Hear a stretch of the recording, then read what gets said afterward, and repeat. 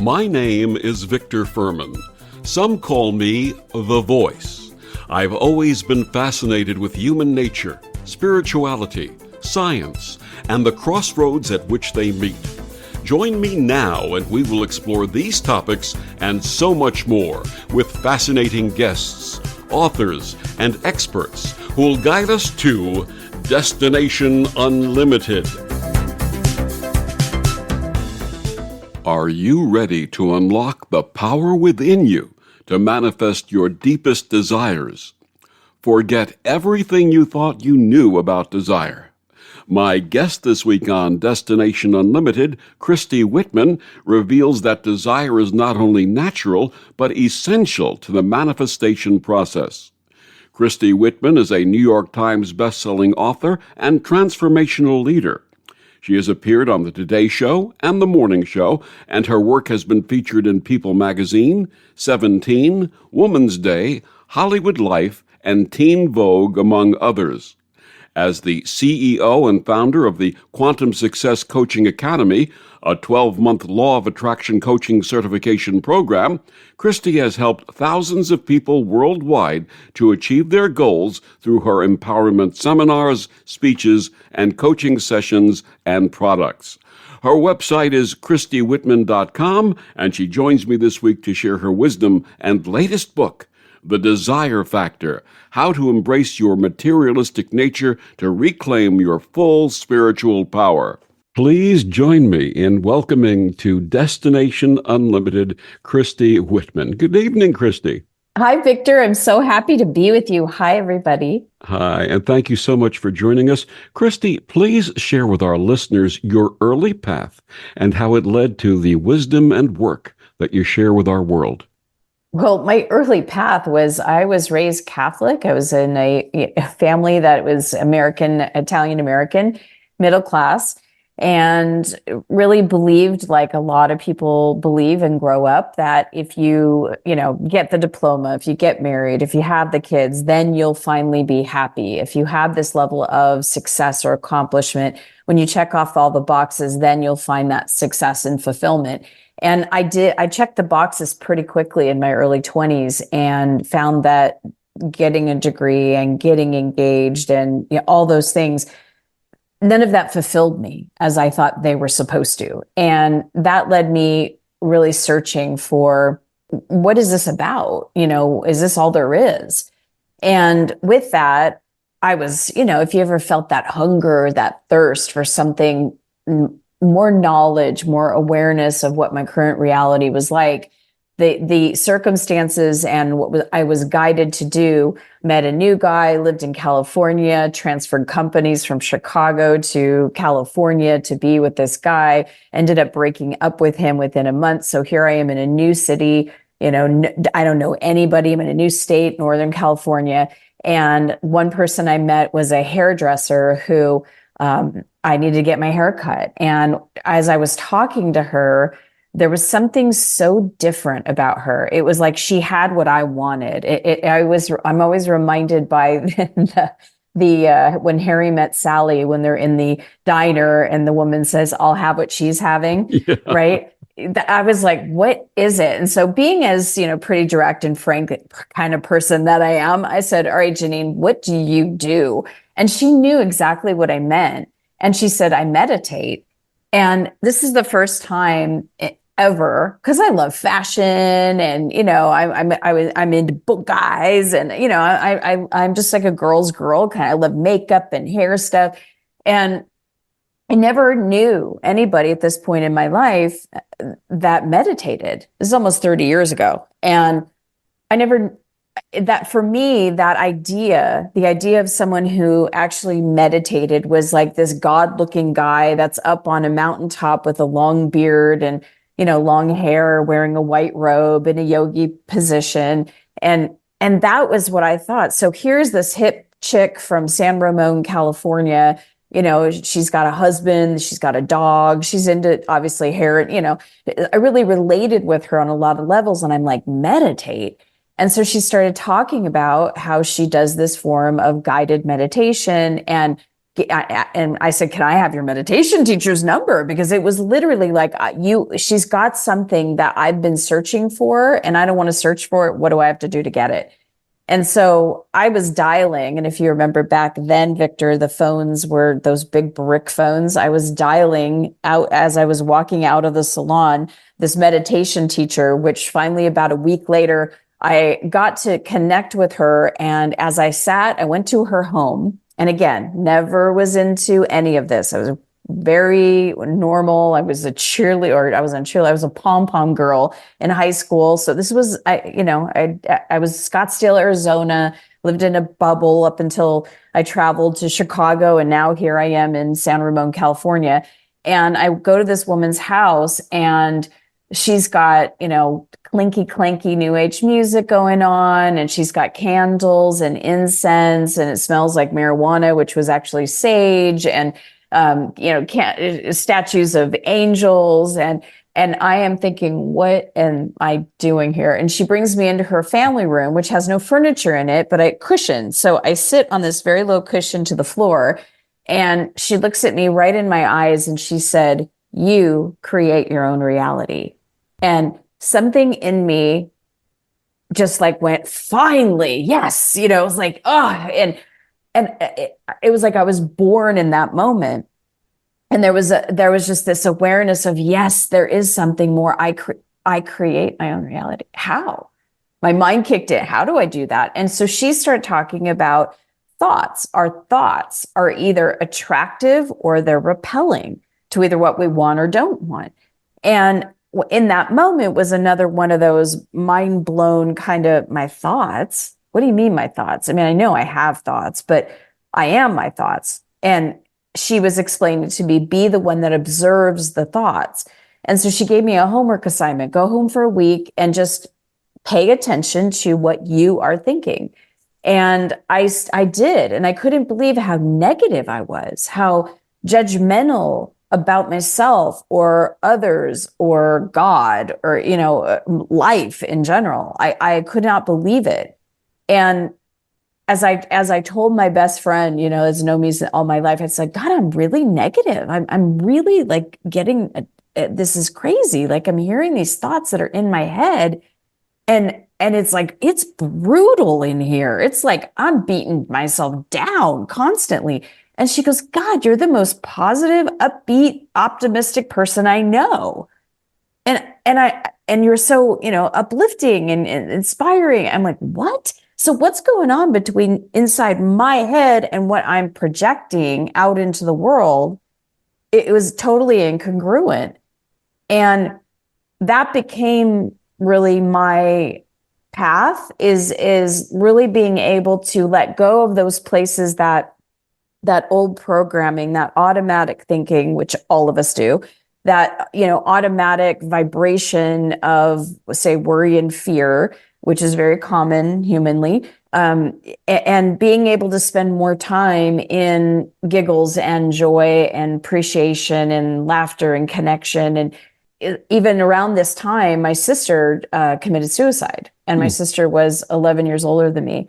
So because of all this was happening, and I was going deep into the meditations with Melanie, and my teachers were channeled beings that were channeled through Melanie and a couple of other people, I had a very high, very deep, high connection to my higher self, so that I saw the death and the suicide as a very different thing. And it was an opportunity for me to heal deeper parts of me. And so my second book I ever wrote was called Why Did She Choose Suicide? Because for me, I could guess, I could think about why she did it and speculate and what we could have done differently and all these things. But the fact is, she chose what she chose. And now it was I had my whole life in front of me, and I want to still make it a great life. And I don't want to end up like her.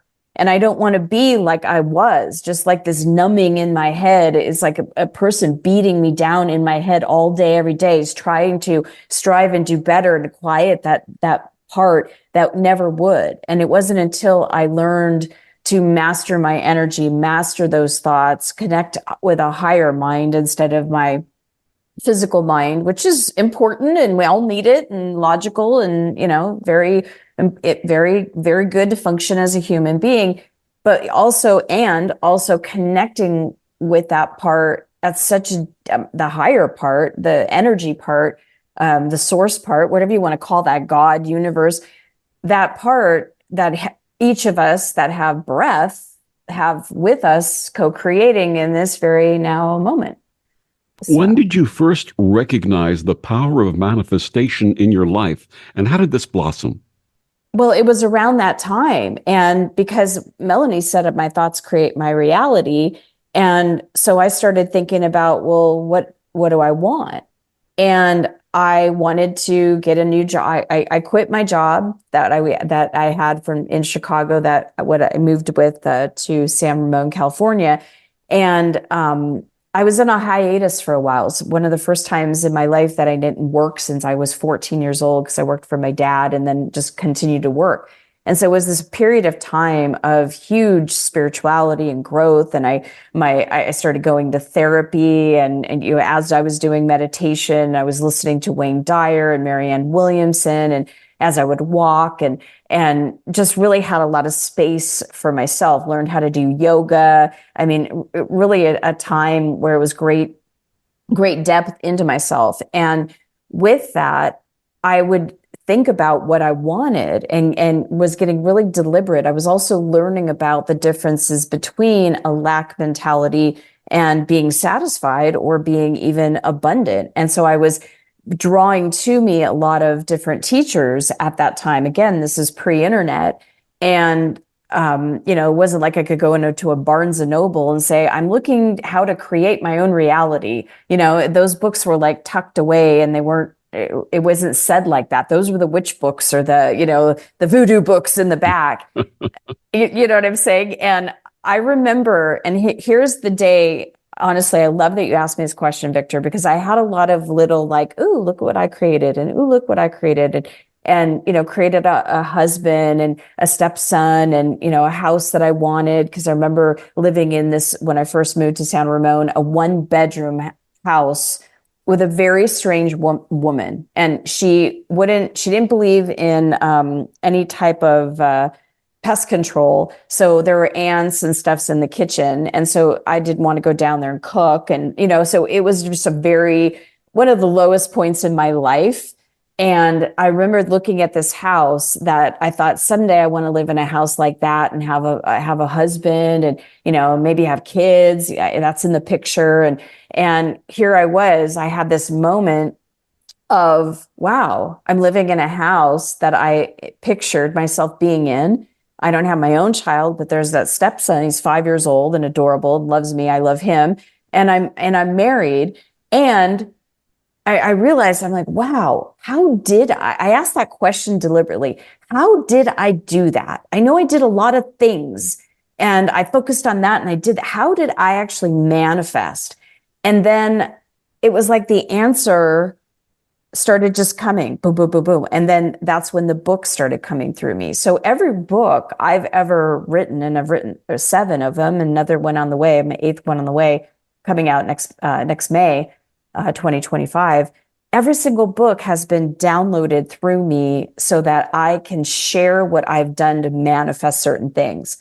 Like Quantum Success, for example, was all about work and money. And I share my stories in there of what I did and what I didn't do and what I wish I did and what works better, and coalescing all of those books into The Desire Factor, which was my latest book, which literally is a step-by-step formula that, of course, was, channeled through me, was given through me by those questions that I ask still, like most people do. How do we manifest? Like, what is the step-by-step process?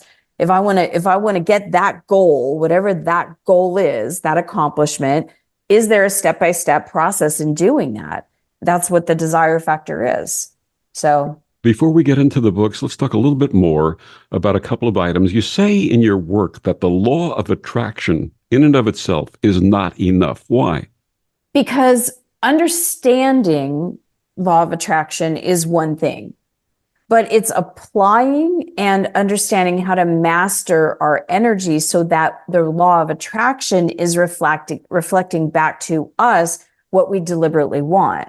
So someone might be focused on, say, law of attraction, but they are so focused on like what they're doing that they're not being real with their emotions. They're trying to positive think or visualize themselves so much in the mental realm, like mindset kind of stuff, that they forget that there's 4 bodies that we have. We have our mind, we have our emotional body, we have our actual physical body, and then we have our energy body.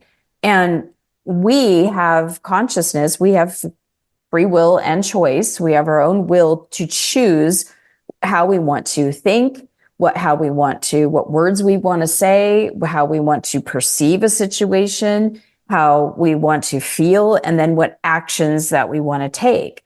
And law of attraction is just a mirror giving us back what we are sending out, because knowing about law of attraction, it's only understanding 1/3 of the formula, because we have to know we are energy receivers. Everything's energy, as now, Einstein said it, modern science, quantum physics, everything is energy. We know this now.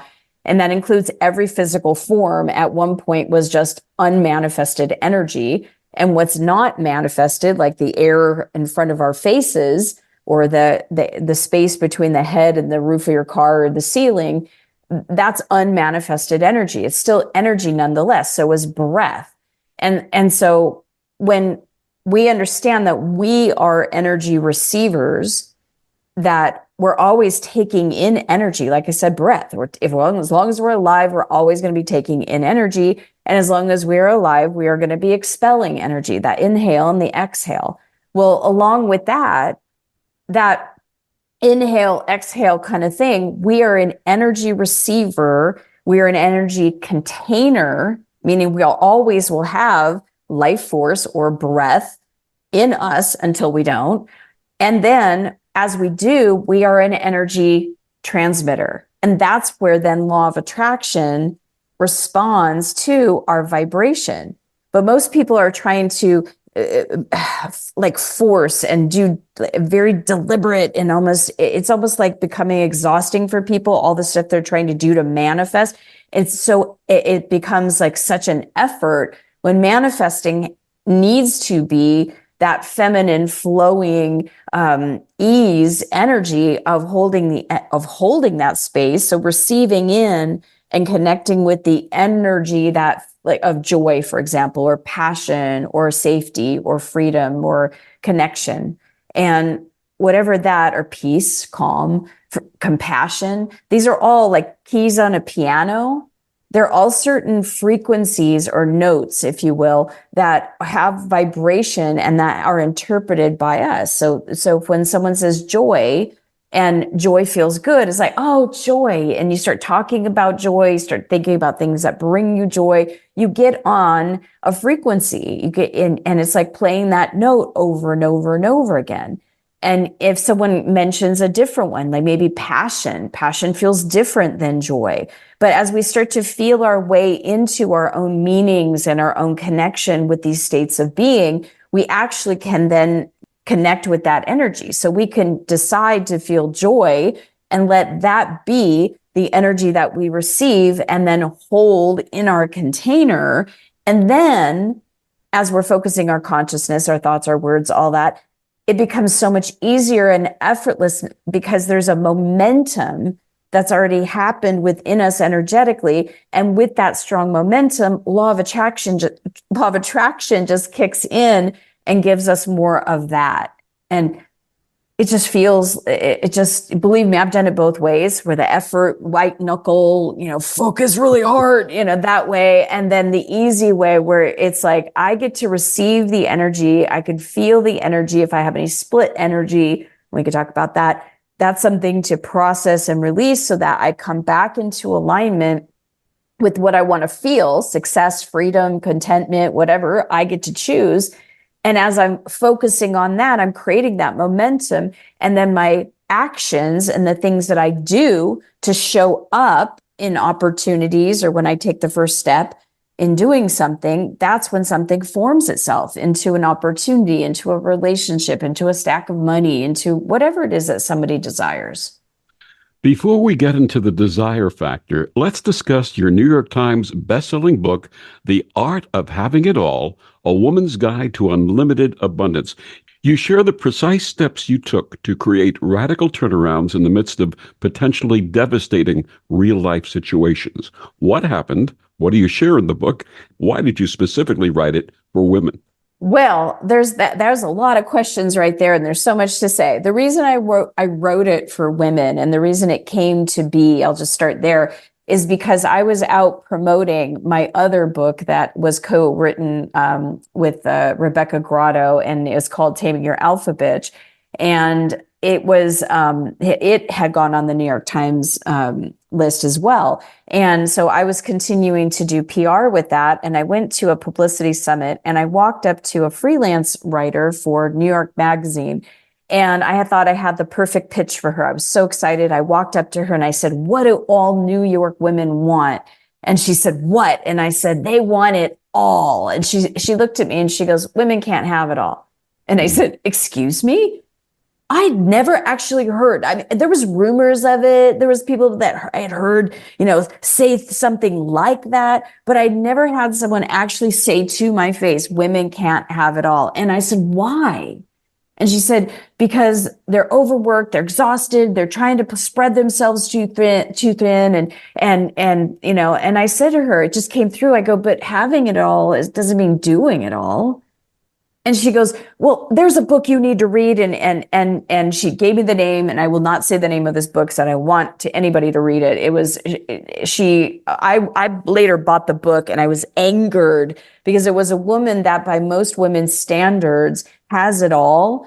And she's telling other women, disempowering them, creating this belief. And she actually works for a university, which made me more infuriated that she's seeking this into minds of young girls, that they need to limit themselves. So choose a pathway of a career or choose a pathway of a family. You can't do both. When this woman had clearly both. And I had that. And many of my clients had that or not, because having it all, like I talk about in the book, isn't the white picket fence and 2.5 kids. I don't know how you can have half a kid. Maybe it's the dog that they're talking about, but the 2.5 kids with the white picket fence and all of that could be someone's desire, but for somebody else, it could be not being married and not having kids. And we have to look at what are our own definitions of having it all. What are our own, because men are never told you can't have it all, but why are women? And so that's why for women, because this was to empower women that you really can have. Let's get the have it all out of there. You can have every single aspect of your life, that something that you truly love, because we are divinely designed to have well-being and wholeness, to have abundance and success, to have love and support, and everything in between. And it even says in biblical times, Christ even said, seek the kingdom of God. He didn't say take a little bit or go for just your own that you think you can allow or that you think you're worthy of. He said, go for it.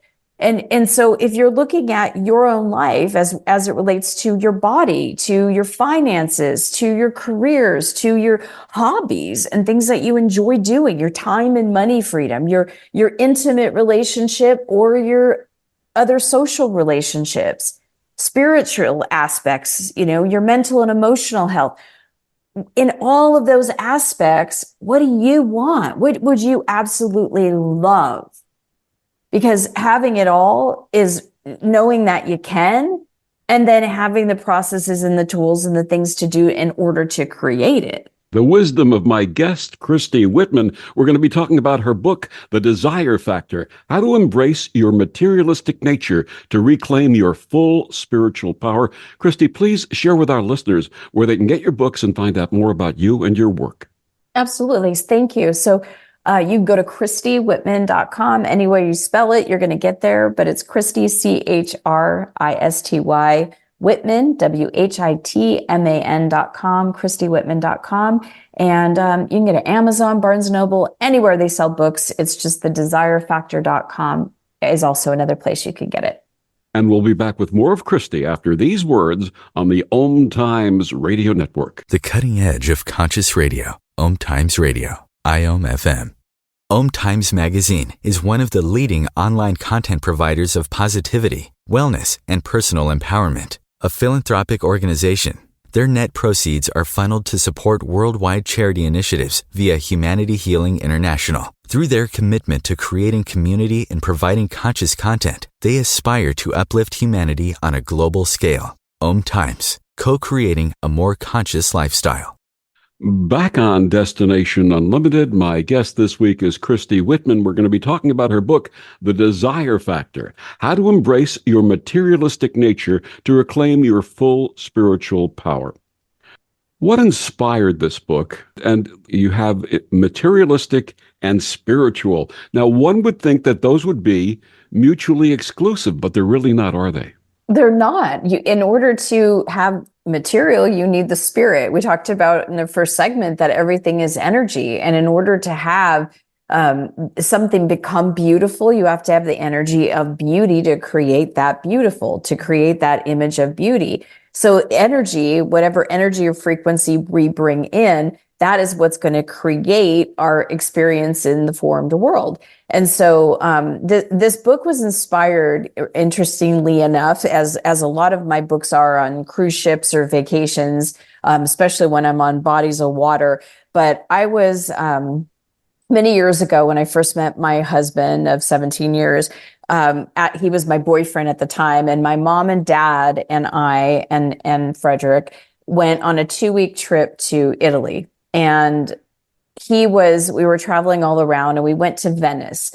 And when we got to Venice, I was just amazed because it was the first time. I love fashion, and I love the artisticness of, say a designer that creates a beautiful shoe or handbag.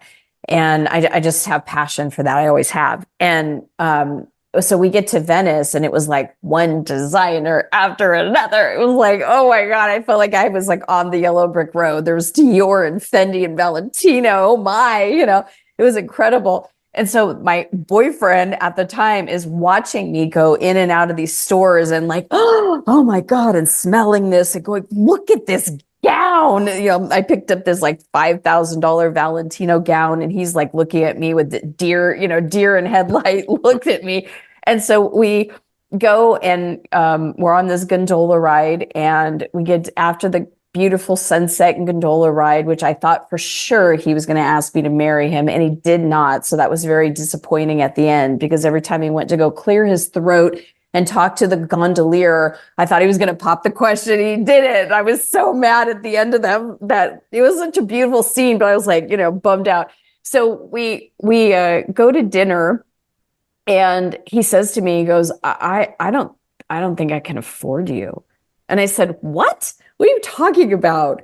And he goes, I saw the way your eyes lit up when you saw that Valentino dress. And I'm like, where am I going to wear a Valentino dress? Like really? And I said, by the way, you don't need to afford me. I'm going to afford myself. And someday soon, we're going to come back to Venice, and I'm going to go into these stores with the feeling that I could buy whatever I want. I'll buy something or not, but that feeling that I could buy whatever I want in the store. And I said that someday I'm going to come back with that feeling of that unlimitedness of doing what I do, helping people better their lives. So 7 years later, we were able to take my mom and my dad and our 2 boys on a wonderful Mediterranean cruise. And we happened to stop in Venice. And it was my dad's birthday, and we went into San Marcos Square, and we all had, some desserts for my dad. And there was a band playing there, and got to sing happy birthday in Italian to my dad. And so that as we say, we brought the 2 sets of kids back on the boat. My parents went on their way and the kids went into the daycare, and my husband and I went back, and this was my moment to shop that because I had that feeling. I had that as my reality. And I went into a bunch of different stores. We were having fun and a beautiful day of having pasta. And oh, it was incredible. And just having a great time as a couple. And I went into Dolce & Gabbana and I saw the purse, and this was it. I made my choice, super excited. And I get back on the ship and I'm looking at this purse and what this purse represented to me. It represented success. It represented lives changed. It represented a goal, an intention that came to fruition, that manifested. And so I'm looking at this purse and I'm also appreciating the beauty of it. And I hear a voice in the back of my head say, "Hey, you're so shallow." And I was like looking for someone behind me. I was in my, this beautiful room. It was all glass and the ocean as we were going in on the cruise. And I'm looking, it was my sister inside of my head. Now, my sister had committed suicide. It was 25 years ago last year. And she hadn't been around for a while, but here she was in my head. And I thought about it and I'm like, this is a representation of something that I achieved, a celebration. It's something, it's a reward. It's something that it's like the carrot at the end of the stick. And we all do that. We have these desires where, we've got that carrot at the end of the stick, or we really desire that home or that partner or that purse or that vacation or that business or something that we deeply desire. And when we think about it, it feels good. When we feel livened by it, we feel the passion of it. And then there's that thing that pulls us back, that voice of doubt, or like in my head, it was my sister's voice judging me saying, you're so shallow. And that voice, it's like, what do you do with that voice? Because that voice takes us off our focus. And that voice is the one that says, well, isn't spirituality and materialistic, aren't those two totally different things, right? And it's what we learned.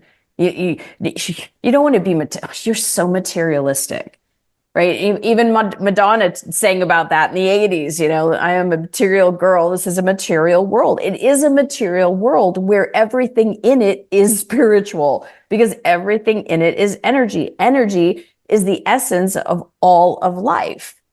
And so that Dolce & Gabbana purse, as an example, that idea for a beautiful purse. Now, for someone, purses might not be their thing. It might be fishing for you or golfing, or it might be, I don't know, tractors or whatever, something material you enjoy. For somebody, it might be jewelry or coin collecting or something. But these things that kind of ground us to a sense of, ooh, this represents something. This represents something that feels good to me, that is pleasurable.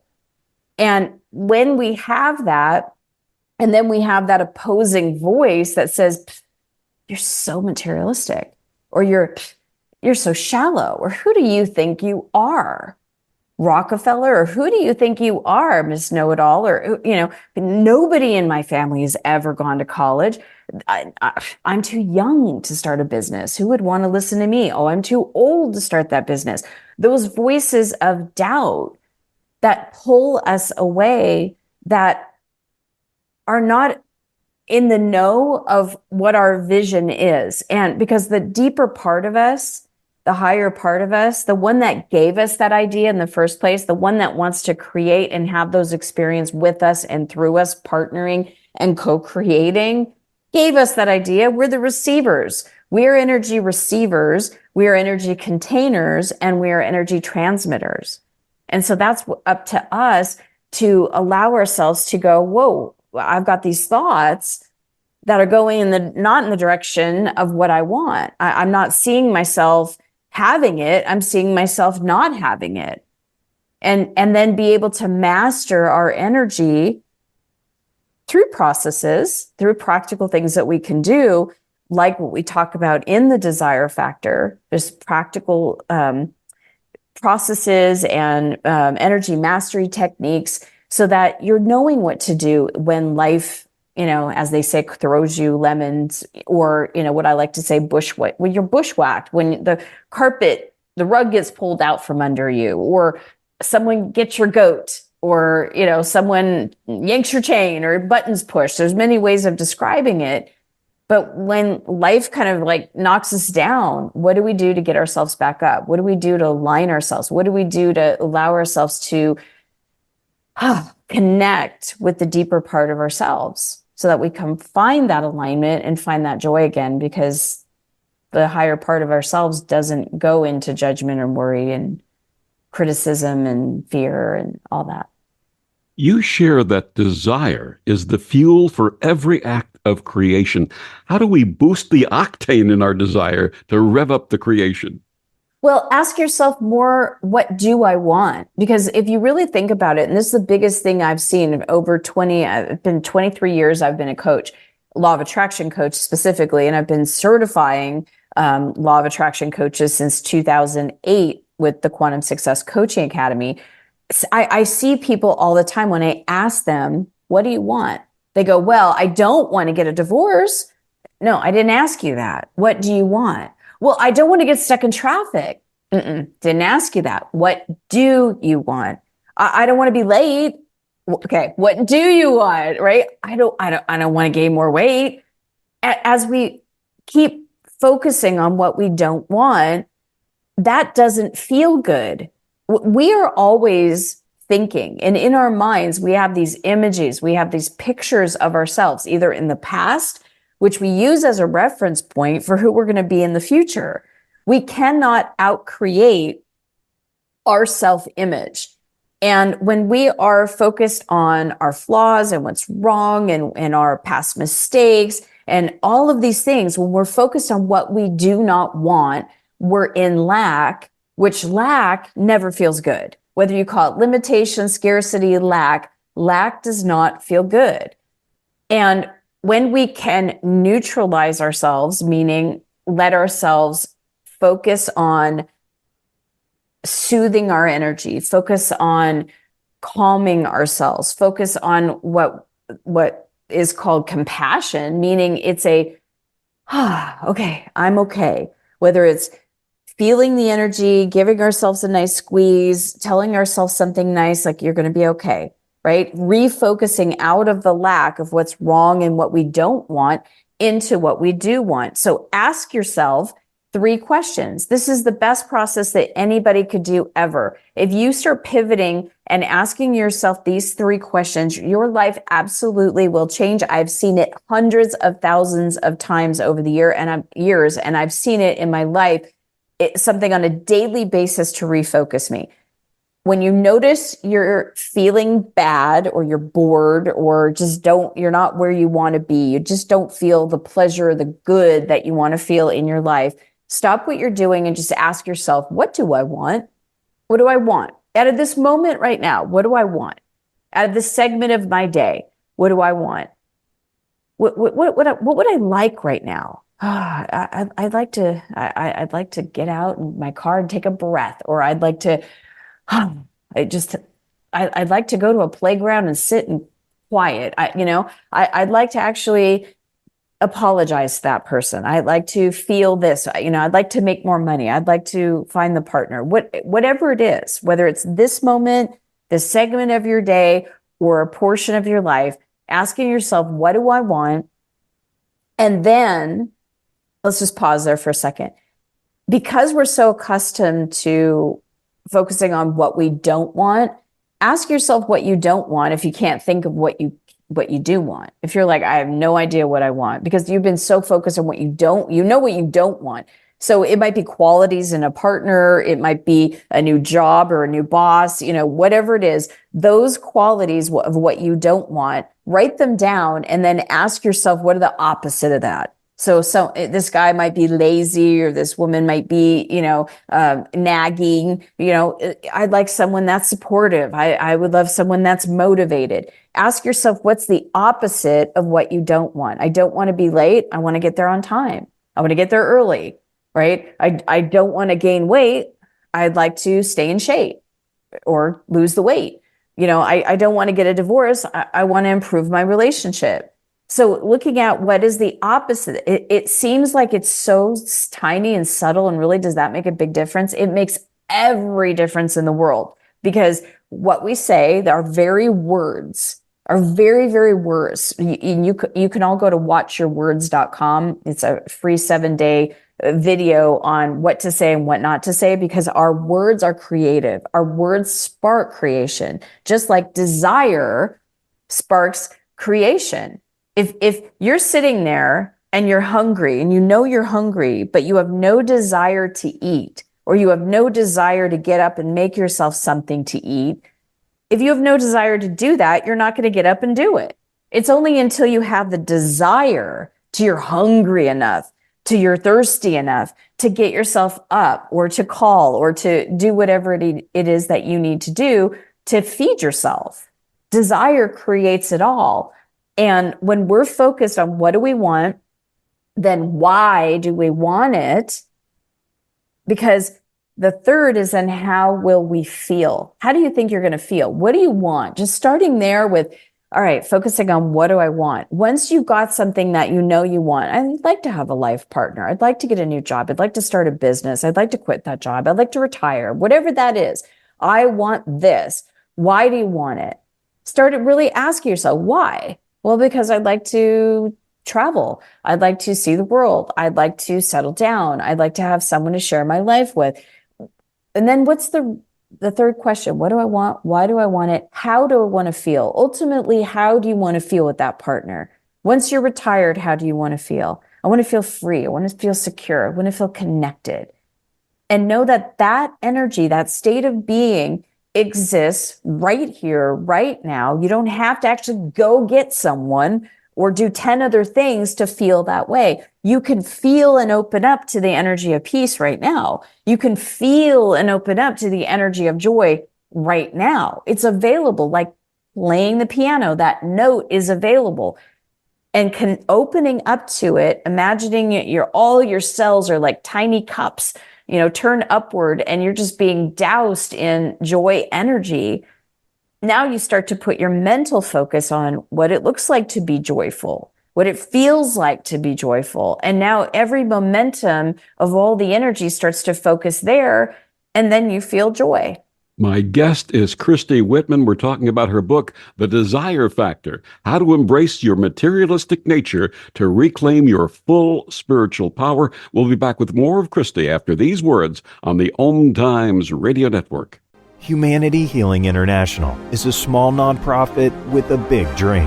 Since 2007, HHI has been working tirelessly to bring help to communities with little or no hope. Our projects are not broad mandates, nor are they overnight solutions, but they bring the reassurance that no one is alone and that someone cares.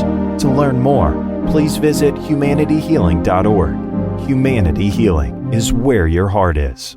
Out here in the middle of all these acres, it can feel like you're the only person on Earth. And sometimes, that's how it feels when you're going through tough times. Trouble sleeping, your mind racing. So what do? We get help. There are people in our community who are here for us. Sometimes, just talking to someone can make all the difference in the world. Find more information at loveyourmindtoday.org. That's loveyourmindtoday.org. Brought to you by the Huntsman Mental Health Institute and the Ad Council. Hi, this is Bill Maher. I can find humor in almost anything, but one thing I never laugh about is cruelty to animals. If you don't get the joke either, write People for the Ethical Treatment of Animals, 501 Front Street, Norfolk, Virginia, 23510. Back on Destination Unlimited, my guest this week is Christy Whitman. We're talking about her book, The Desire Factor: How to Embrace Your Materialistic Nature to Reclaim Your Full Spiritual Power.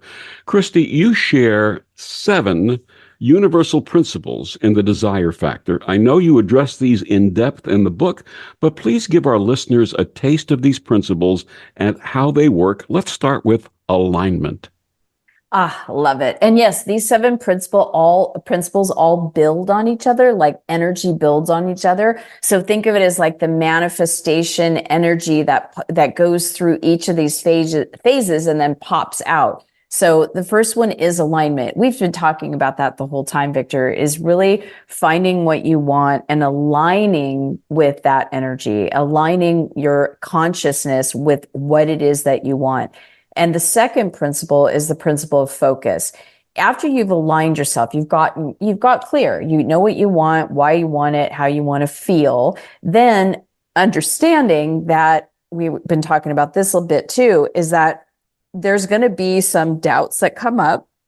There'll be some limited programming that comes up that may make you worry or think about the future, and maybe there's some lack. Remember, whenever there's a split, there's a perspective or a consciousness of lack. And as we feel it and then bring it back into focus and back into alignment of what we want, then we're creating all the momentum in creating it. So the next step is that once you're focused on what you want, and here's where the rub is, right? We're human beings and we notice something. If we say, I want $1 million, and we're focused on the $1 million, and then we look in our bank account and go, okay, well, I don't have it yet. Or I really want a life partner, and we're focused on the life partner and all the qualities. And then we look in our bed and we're like, he's not there yet, or she's not there yet. You know, we're not stupid. It's like we can see that we're not going to, hello, they're not there. But when we focus on the fact that they're not there, and then we start to feel the disappointment or start to feel the impatience or the doubt or the worry, that's where we need to focus back on the joyful expecting. So expecting, and that's what we were talking about earlier, seeing yourself succeed, seeing yourself having what you want, and having that joyful expectation in your mind as a visual that you hold, as a self-awareness, as a self-concept of you having the joyful experience while in the relationship. Most people visualize the guy or the relationship, but they even take themselves out of the equation. They think he's going to be the one that makes me happy, or that business or that money in the bank. You want to see yourself in that visual with having the contentment, having the security, having the freedom, having the passion, the purpose, whatever it is. And so that's that joyful expectancy, which then leads into, so you got alignment is number one, focus number two, joyful expectancy is I just have to jump in and say, when I hear the words joyful expectancy, it sounds almost like you're giving birth to a baby. Well, you kind of are. You're taking something that doesn't exist yet, and you're putting your focus. Everything's created twice, right? First in our minds and then in reality, or first in the energy field and then in the physical form. So you're birthing a manifestation. You are joyfully expecting that someday you're going to be holding that baby, or you're going to be holding their hand, or you're going to be having that money in the bank. There's a joyful expectancy, a birthing of something that you want. Then there's having. Yes. So having, this is where it gets a lot of fun, because most people in understanding law of attraction and vibration have heard a time or two, and from probably many different experts and authors that are out there, that you have to become the vibrational match to what you want. And that's true. And because if you're in lack of it, then you're not a vibrational match. So how do you become a vibrational match?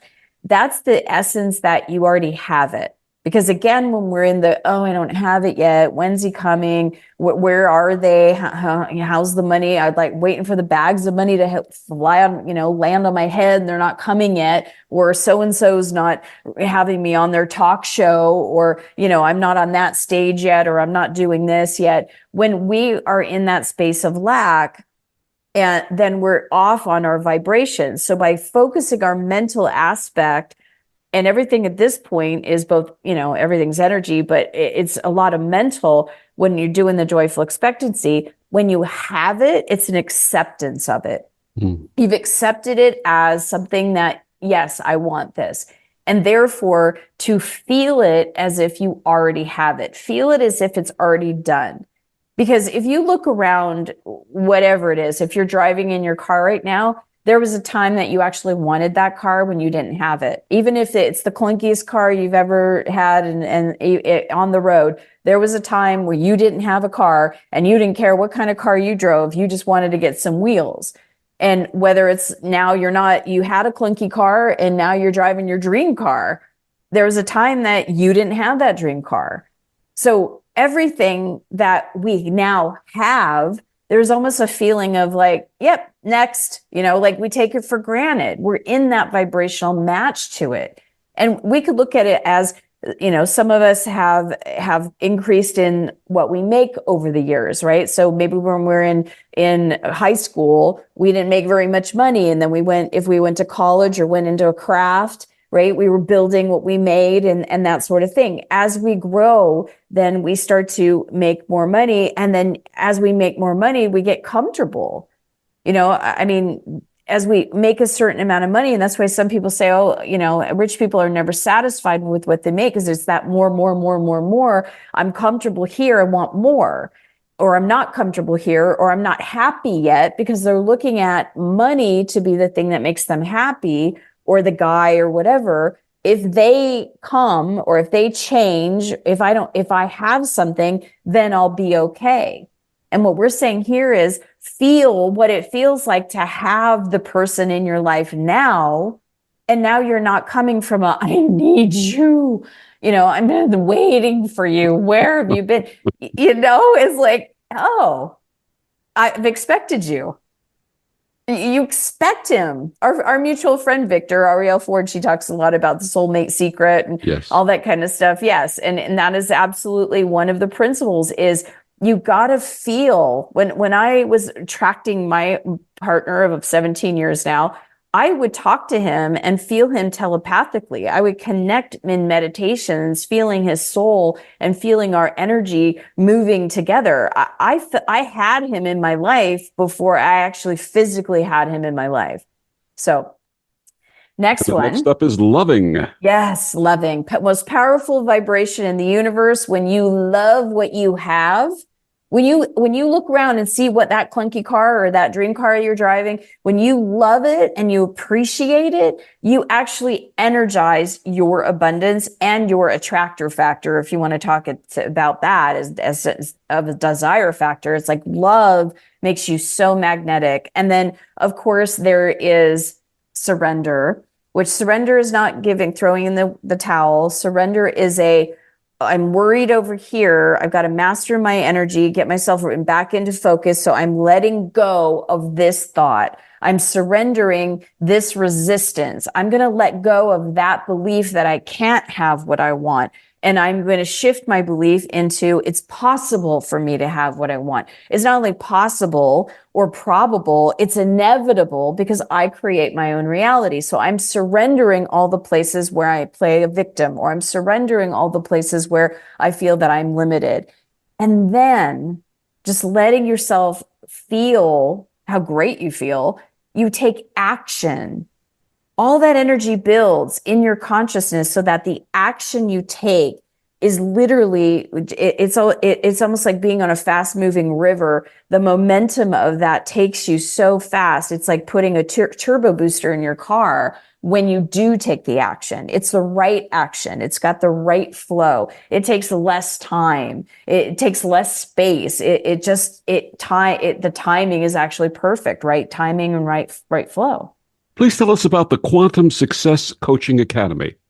Yeah, so in 2008, I was asked, and it was a surround sound week. I had 4 different people ask me to certify them because they were coached by me and they saw how effective their lives were changing with what I was doing, and nobody else was doing this. So 4 different people asked me to certify them. And I thought, okay, universe, I'm listening. I've got this loud and clear. These 4 people don't know each other. These are independent people of each other. They're all asking and very adamant. They want me to certify them, not going where I got certified. They want to know about the 7 essential laws. They want to know about abundance. They want to know, the structure of call. They want to know how to do what I do. So I put pen to paper, and like all of my books, within 2 hours, the entire course was channeled through me. And I launched the first Coaching Academy class in the fall of 2008. And we have certified over 3,000 Law of Attraction certified coaches. And it's brilliant. It's an online course now where you do get live support twice a month with a thing called office hours or a coaching club. But everything's online, so you could take it at your leisure. There is support because you do have homework and things that actually you have to check a box in order to get certified. But it is the most transformative process. And our clients have said the most comprehensive coach training program out there. So I'm really proud of it, Victor. The wonderful Christy Whitman, her book, The Desire Factor, How to Embrace Your Materialistic Nature to Reclaim Your Full Spiritual Power. Christy, one more time, please share with our listeners where they can get your books and find out more about you and your amazing work. Thank you. You can go to ChristyWhitman.com, or you can go to Watch Your Words, and that's plural, watchyourwords.com. And how can they find out more about the Quantum Success Coaching Academy? Oh, you can go to quantumsuccesscoachingacademy.com. Wonderful. So that's pretty easy, right, Victor? They can just Google. You put in Google Quantum Success Coaching Academy, or go to quantumsuccesscoachingacademy.com, and that'll get you there. Christy, thank you so much for joining us and sharing all of this wonderful information, this powerful information about how people can put this work into their lives. Thank you so much. Thank you for having me, Victor. Thanks, everyone, for listening. And thank you for joining us on Destination Unlimited. I'm Victor, the Voice Furman. Have a wonderful week.